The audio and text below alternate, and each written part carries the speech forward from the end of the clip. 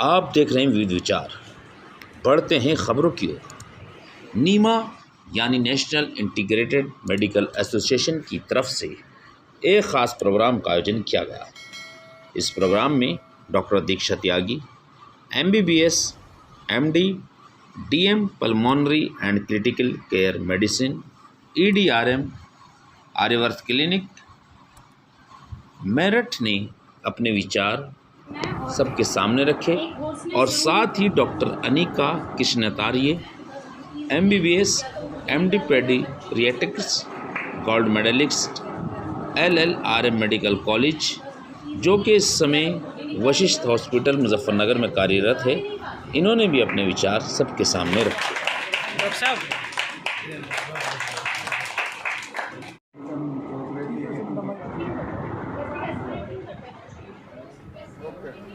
स्वागत है आपका विविध विचार में। नीमा एसोसिएशन द्वारा जनपद के एक होटल में CME का आयोजन किया गया है। नीमा से जुड़े सभी डॉक्टर्स मौजूद रहे। ख़ास मेहमान जो कि अभी आपका परिचय उनसे कराएंगे वो भी मौजूद रहे। अलग अलग विषय पे, अलग अलग सब्जेक्ट्स पे उन्होंने अपने राय सभी के समक्ष रखे। सभी डॉक्टर्स ने अपने जवाब भी प्राप्त किए। किस मुद्दे पर, किस विषय पर CME का आयोजन किया गया, उसकी जानकारी लेने के लिए सबसे पहले हमारे साथ जुड़ेंगे नीमा एसोसिएशन के अध्यक्ष डॉक्टर अरविंद भारद्वाज जी। आज आपकी यहाँ CME का आयोजन किया, किन सब्जेक्ट्स पे रहा और कौन कौन आपके यहाँ गेस्ट पे? आज के आयोजन में हमारी मुख्य वक्ता डॉक्टर अनिका कृष्णाचार्य जी हैं, जो पीडियाट्रिशियन हैं, MD पीडिया में है, और नियोनेट केयर के ऊपर ऑक्सीजन थेरेपी का मैनेजमेंट स्पेशली उन्होंने डिस्कस किया। वो उसके लिए प्रीमेच्योर बेबी में या जो किसी तरह से प्रभावित हैं सांस की समस्या से, उनका मैनेजमेंट कैसे किया जाए, मुख्यतः उसी पर उनका फोकस था।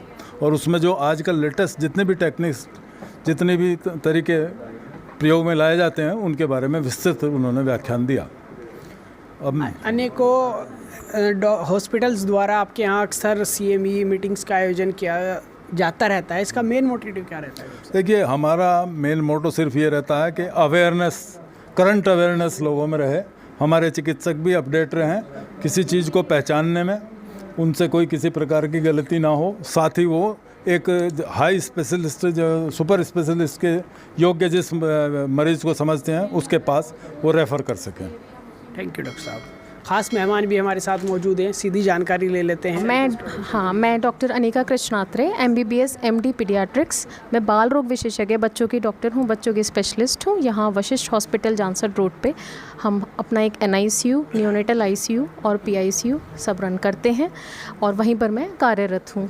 तो आज मैंने यहाँ पर जो नर्सरी में छोटे बच्चे, 28 दिन तक के बच्चे जिन्हें हम नियोनेट्स बोलते हैं, उनकी ऑक्सीजन थेरेपी के ऊपर क्या क्या समस्याएं रहती हैं, क्या क्या उसकी मोडालिटीज़ हैं, ऑक्सीजन देने के तरीके क्या क्या हैं, ऑक्सीजन के नुकसान, ऑक्सीजन के फ़ायदे, उन सब पर डिस्कशन किया था। मैम, डॉक्टर्स ने आपसे क्वेश्चंस भी किए। मेन क्वेश्चंस किस तरह के रहे, किस सब्जेक्ट को लेकर क्वेश्चंस? हाँ, main question pre mature babies, क्योंकि आजकल प्री मैच्योर बेबीज़ बहुत होते हैं, उनका इंसिडेंस बढ़ गया है। तो मेन क्वेश्चन उनके ऊपर रहे कि प्री मैच्योर बेबीज़ को जो सांस की दिक्कत होती है उसकी मैनेजमेंट को लेकर मेन क्वेश्चंस रहे। प्रीमेंस बढ़ने का रीज़न क्या है? बहुत सारे कारण हैं कि उन 9 महीनों में महिला की देखभाल किस तरीके से हो रही है, महिला का पोषण क्या है, महिला को पहले प्रीवियस कोई प्रीमैच्योर डिलीवरी की हिस्ट्री तो नहीं है। तो ये बहुत सारे कारण होते हैं। बेबी को किसी प्रकार से कोई स्ट्रेस तो नहीं हो गया, इन्फेक्शन तो नहीं लग गया। तो बहुत सारे कारण हैं कि आजकल, और सबसे बड़ा कारण स्ट्रेस फैक्टर, स्ट्रेस के कारण भी प्रीमैच्योर डिलीवरी हो जाती है। एक हेल्दी चाइल्ड के लिए गर्भवती महिला को किन किन बातों का मैम ध्यान रखना चाहिए प्रेगनेंसी से पहले, और नेचुरल डाइट बोले तो उन्हें किस तरह की यूज़ करना चाहिए? ये आपका बहुत इम्पॉर्टेंट और अच्छा क्वेश्चन था। तो गर्भवती महिला को ही नहीं, जब आप प्लान कर रहे हैं बेबी को, तो उस प्लान करने के दौरान भी आपको एक तो फॉलिक एसिड सप्लीमेंटेशन लेना शुरू कर देना चाहिए, बेबी प्लान करने से 1 महीने पहले से ही। और गर्भावस्था के दौरान एक अच्छे डॉक्टर के अंडर में आपको ज़रूर रहना चाहिए, अपना टाइमली चेकअप कराना चाहिए। पोषण में जैसे डॉक्टर्स वो बताते ही हैं कि आप पोषण, लेकिन हाई प्रोटीन डाइट, फलाहार, का अधिक से अधिक, और जो चीज़ें नहीं खानी हैं वो हैं एक्स्ट्रा तला हुआ, जंक फूड।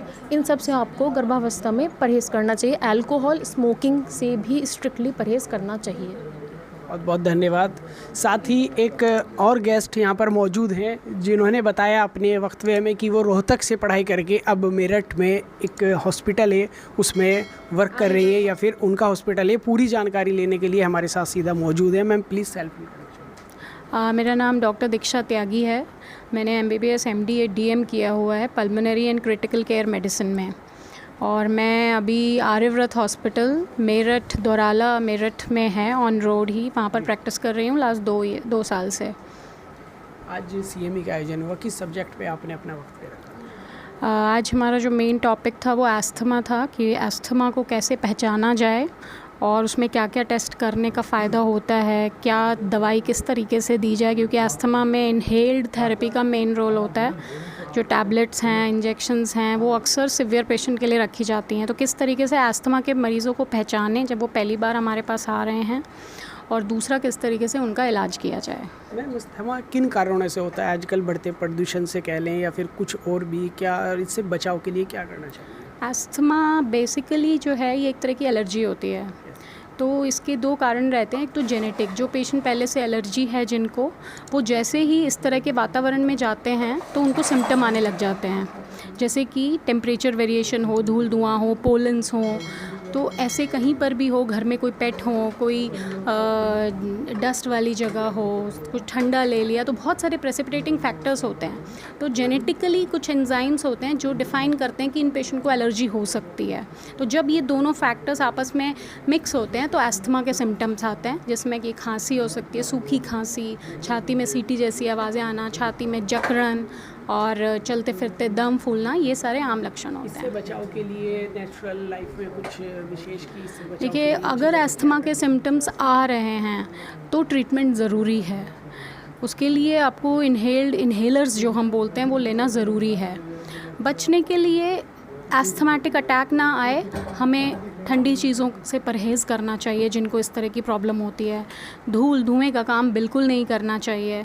कोई घर में पेट है उसे अलग रखिए, कोई पेड़ है, कोई इस तरह की चीज़ें हैं आपको अपने घर में, कहीं पे दीवारों पे कुछ सीलन आई हुई है या फफूंदी फंगस लगी हुई है, वो इस तरह के सिम्टम्स को प्रेसिपिटेट कर सकती है। तो मेनली यही चीज़ें होती हैं जिनसे हमें बचाव करना होता है। Thank you ma'am. साथ ही हमारे साथ नीमा के सचिव साहब मौजूद हैं, डॉक्टर नाजिश फारूकी जी। डॉक्टर साहब, आपके नीमा एसोसिएशन के साथ अनेकों CME होती हैं, नए नए हॉस्पिटल्स, डॉक्टर्स, और सभी आपसे जुड़े डॉक्टर्स को नई नई राय भी लेने को मिलती है, नॉलेज भी बढ़ती है। कैसा लगता है? अच्छा लगता है। देखिए क्या है कि बाहर से जाते हैं कुछ डॉक्टर्स, कुछ हम शहर से बुला लेते हैं, तो नए नए टॉपिक्स के ऊपर डिबेट्स रहती हैं। और क्योंकि जनरल पेशेंट हमारे सबसे पहले हमारी पहुंच में आते हैं, तो काफ़ी चीज़ें नई निकल के आती हैं, जिससे कि आपका हमको टाइम से पता चल जाता है कि इस पेशेंट को प्रॉपर अपना टाइम पे ट्रीट हो जाए, तो डेथ रेशियो भी कम होता है। और वैसे भी जैसे मैम आई हैं आज, डॉक्टर अनिष्का, वो पीडियाट्रिशियन है हमारी, और उन्होंने काफ़ी चीज़ें बच्चों के बारे में बताई हैं। न्यूनेट में काफ़ी चीज़ें आती हैं, म्यूकिनम एक्सपेक्ट हो जाता है और प्री टर्म बेबी होता है, तो अलग अलग सब चीज़ें बताई हैं। आप में प्रेल ऑक्सीजन होती है, या आपको उनका CPAP ले रहे हैं, या आपको वेंटिलेटर की नीड पड़ती है, कितने टाइम तक करते हैं। ज़्यादा समय तक वो देने पर आंखों पे भी फ़र्क पड़ता है, उसके लिए आई स्पेशलिस्ट को दिखाना ज़रूरी रहता है। काफ़ी चीज़ें बताई हैं। और ऐसे ही दूसरी डॉक्टर, आपका डॉक्टर दीक्षा थी हमारी मेरठ से, आर्यव्रत हॉस्पिटल में बैठती हैं, DM हैं, वो पल्मोनोलॉजिस्ट हैं, उनसे भी काफ़ी चीज़ें पता चली। आज का टॉपिक उनका ब्रोंकल एस्थमा था, तो अलग अलग जैसे आजकल पॉल्यूशन लेवल काफ़ी ज़्यादा है, उससे है, तो उसमें पहचानना कि किस वजह से आपको प्रॉब्लम बन सकती है। जैसे कि आपका एक मेरे पास भी आज पेशेंट कुछ दिन पहले आया था, उसका कफ वगैरह प्रॉपर नहीं जा रहा था, बार बार एस्थमा का अटैक रहता था, तो उसका कारण सारी हिस्ट्री लिया तो पता चला उनके यहाँ पर आपका ग्लास जो मैटर होता है उसका कटिंग वगैरह का वर्क रहता है, तो उससे बारीक पार्टिकल्स उड़ते हैं, उससे उस बच्चे को एलर्जी थी, तो उसका डायग्नोज बना। उस हिसाब से जब उसके टेस्ट वगैरह कराए गए बाहर जा कर के, तो इस तरह से नई नई चीज़ें आती हैं। और सभी डॉक्टर्स जैसे हमारे जनरल हैं उनकी नॉलेज बढ़ती है इस चीज़ से। Thank you. जैसा कि डॉक्टर साहब ने बताया कि इन CME का मेन मोटिव कम्युनिकेशन स्किल और नॉलेज दोनों चीज़ों का होता है, और ख़ास ही जो और हॉस्पिटल और सभी से नॉलेज प्राप्त होती है वो बहुत ही ज़्यादा ज़रूरी होती है, और जो डॉक्टर साहब के पास इस तरह के केस आते हैं वो रेफ़र भी कर देते हैं, उसका भी काफ़ी बेनिफिट मिलता है। मुजफ्फरनगर डिजिटल से विविध विचार के लिए मैं मोहम्मद सुहेल।